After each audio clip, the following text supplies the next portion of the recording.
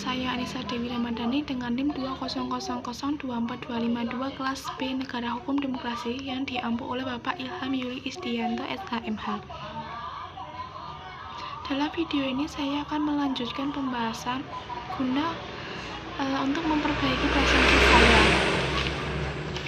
Dalam video kali ini saya akan membahas mengenai demokrasi dan anarkisme sistem ketatanegaraan. Diawali dengan pendahuluan.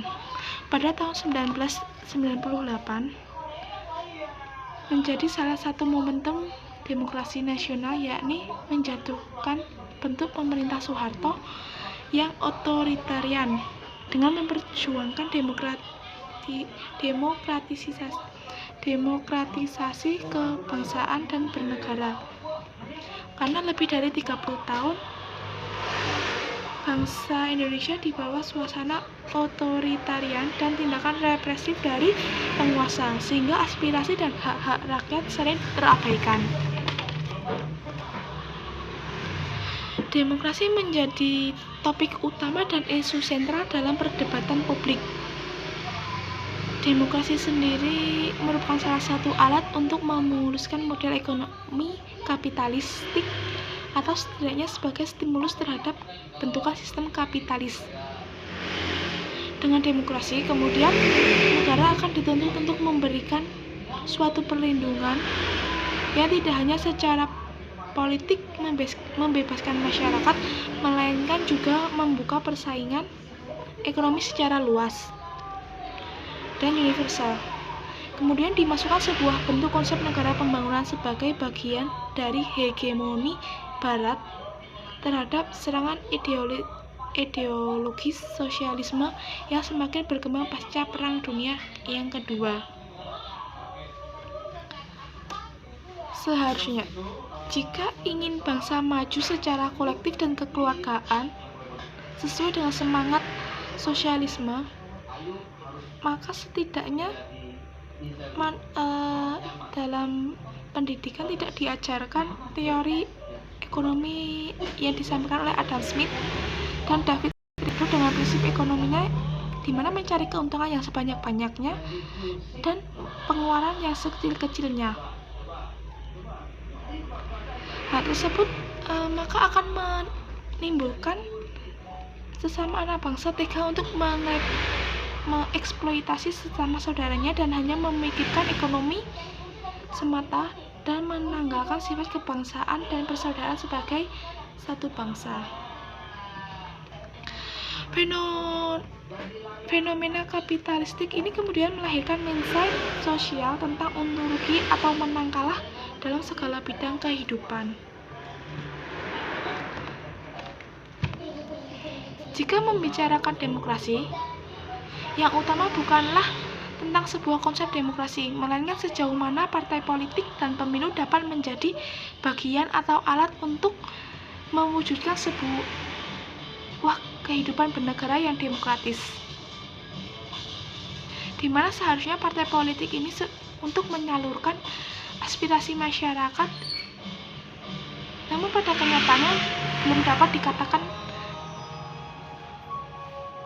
dari demokrasi itu sendiri, sejauh tidak dilaksanakan disiplin dan etika demokrasi di dalam dinamikanya. Begitupun juga dengan pemilu.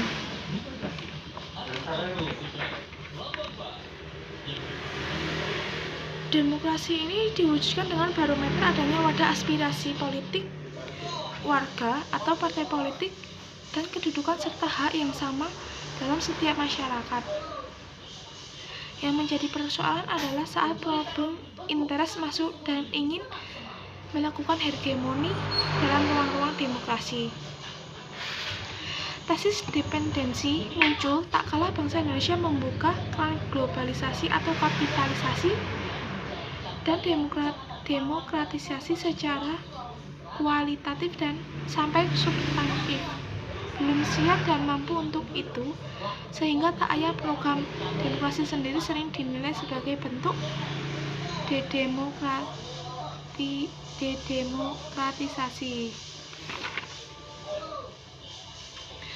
Selanjutnya melompat pada kajian demokrasi dan konstitusi.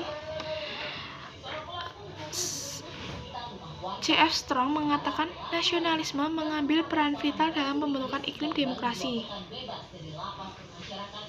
Ketika nasionalisme tak dapat dihindari sebagai dasar bagi demokrasi politik, maka pemerintah politik yang demokratis menjadi instrumen kemajuan nasional.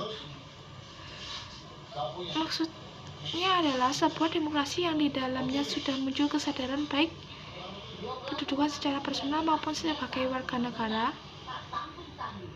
Seharusnya demokrasi ini muncul sikap partisipasi politik warga negara dan jaminan dari setiap perwakilan, yakni pemerintahan untuk bertanggung jawab sebagai segala tindakannya.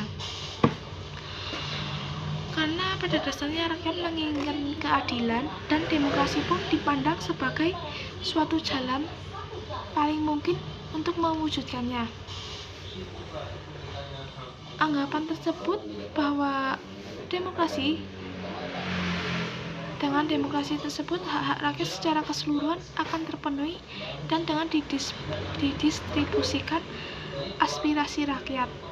Maka secara timbal balik lewat pemberian otoritas dari rakyat tersebut muncul suatu pertanggungjawaban dari pemerintah kepada rakyat atas.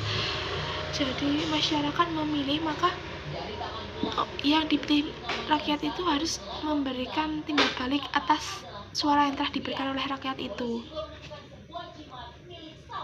Robert mengatakan banyak upaya yang dilakukan untuk membenarkan sampai melegitimasi demokrasi dengan tujuan untuk mendapatkan sistem demokrasi yang ideal, sehingga menghasilkan sistem politik yang sangat ideal. Namun pada kenyataannya sistem politik ideal itu, khususnya negara ideal, tidak akan pernah ada, sehingga tidak akan terwujud jika sistem itu tidak ada. Kemudian Montesquieu mengatakan bentuk pemerintahan yang paling ideal adalah demokrasi klasik atau Yunani kuno yang dibangun di atas kebajikan kewarganegaraan. Namun dia juga berkeyakinan bahwa yang ideal itu tidak akan pernah tercapai karena kesempurnaan itu hanya milik Tuhan. Jadi jika mengandalkan pemikiran manusia, maka tidak akan sempurna ataupun tidak akan ideal.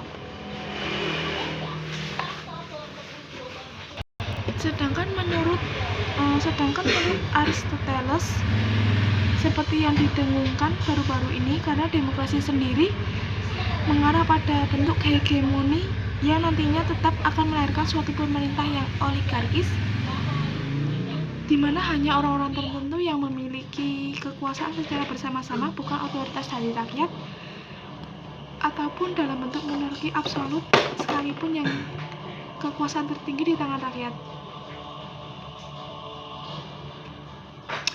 Kemudian pembahasan akan dilanjut dengan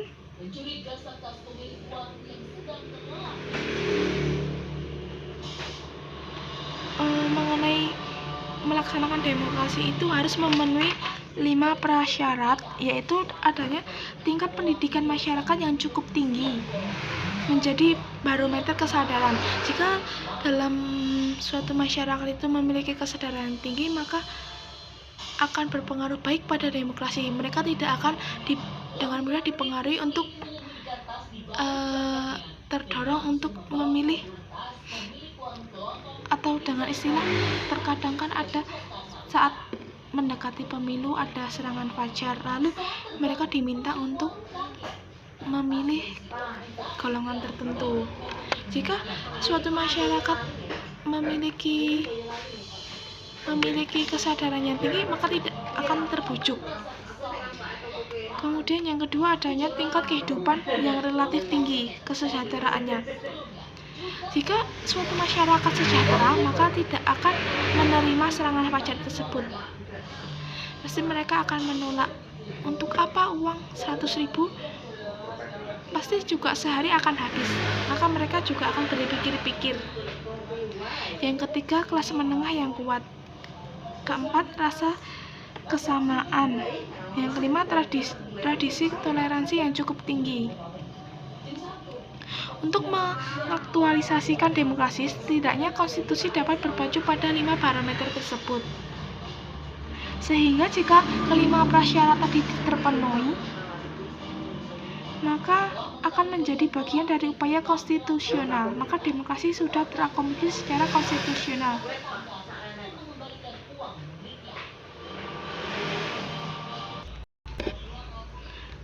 Kemudian melompat pada fungsi partai politik dan pemilu. Partisipasi politik menjadi hal yang penting dalam sistem demokrasi modern. Tanpa adanya partisipasi, tentunya tidak dapat dikatakan sebagai demokratis. Karena demokrasi itu menentukan kemajuan sosial, pada dasarnya saat partisipasi tinggi maka akan berbanding lurus dengan tingkat kesadaran masyarakat. Sehingga dapat dikatakan bahwa partai sebagai wadah aspirasi dan sekaligus seharusnya menjadi tempat perjuangan politik rakyat memiliki posisi dan peran yang penting dalam roda demokrasi. Adapun yang berpendapat bahwa partai politik yang menentukan demokrasi. Jika suatu partai politik itu berfungsi dengan baik dan benar-benar berjalan dengan semestinya, maka dinamika masyarakat akan menjadi demokratis. Sehingga hubungan timbal balik di antara partai politik dan masyarakat bukanlah sebuah hubungan simbiosis yang mutualisme. Kemudian Miriam Budiarjo membagi fungsi partai politik dalam 4 bagian. Yang pertama ada partai sebagai sarana komunikasi politik, partai sebagai sarana sosialisasi politik, partai sebagai sarana rekrutmen politik, partai sebagai sarana pengatur konflik. Berdasarkan fungsi tersebut, maka secara umum dapat dibedakan antara partai dengan sebuah gerakan. Walaupun garis politik partai tak lain adalah sebuah perjuangan juga, namun tidak memiliki bargaining position sebagai gerakan di mana pertanggungjawaban yang besar terhadap pemerintah dan masyarakat. Partai politik lebih tepat disebut sebagai pressure group atau interest group yang lebih menekankan pada perjuangan, kepentingan, dan bersama mempengaruhi lembaga politik supaya dapat terwujud tujuan dari politik itu sendiri. Kemudian ada pun kelemahan dari partai politik karena mengalami tendensi ke arah oligarkis, di mana organisasi partai politik sering berbicara mengatasnamakan kepentingan rakyat dalam setiap orasi dan tindakannya. Namun setelah ditelusuri ternyata hanya mengutamakan kepentingan para pengurusnya saja. Inilah yang menjadikan kemudian menumbuhkan sikap apatisme dari masyarakat. Mengapa mereka harus berpartisipasi secara sukarela, namun ternyata malah disalahgunakan oleh pengurus partai politik itu. Salah satu bentuk partisipasi politik rakyat yang sangat penting dalam sistem negara demokrasi adalah dengan memilih para pemimpin atau wakil mereka melalui penyelenggaraan pemilu. Hal ini juga diungkapkan oleh Miriam Budiarjo bahwa partisipasi politik adalah kegiatan seseorang atau kelompok untuk ikut secara aktif dalam kehidupan politik, yaitu dengan cara memilih pemimpin negara yang baik secara langsung maupun tak langsung dengan memberikan suara pemilihan umum. Maka tak lain masyarakat ini menjadi penentu partisipasi politik dalam menjembatani komunikasi politik kepada rakyat. Sosialisasi dan tes adalah faktor pokok berhasil tidaknya rekrutmen partisipan dan menyamakan garis perjuangan secara universal di dalam masyarakat.